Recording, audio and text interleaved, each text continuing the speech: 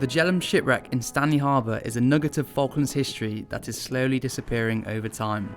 This is how the wreck stands today, but how did it make its final voyage into Stanley in the first place?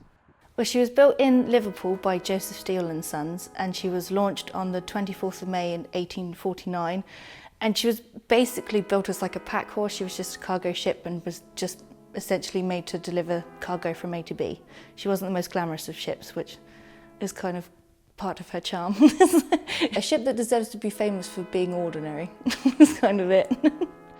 She was made out of English oak. Unfortunately, the original plans have kind of disappeared, but we've done our best to kind of recreate those. But just your ordinary kind of wooden hulk.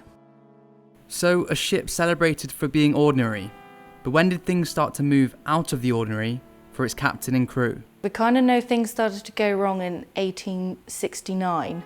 She was on a voyage from Cardiff with a cargo full of coal, and I think the crew started being a bit troublesome, and they started causing trouble for the captain. So by the time they got to South America, quite a lot of them deserted the ship.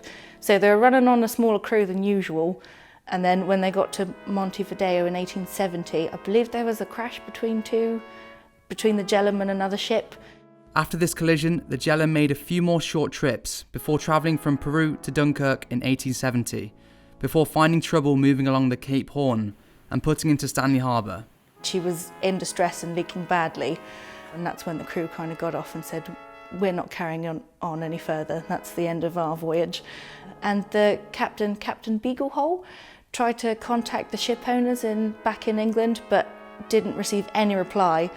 And so it wasn't until the May after, in the following year, that she sold it on to Dean & Co., the company in Stanley. After she was sold off to Dean & Co., she became a storage hulk and was used as a workshop and was beached where she is still now. The jetty was built so that they could get on and off to use her as the workshop and as storage. But aside from providing handy harbour storage, was there ever any talk of restoring the old ship to its former glory?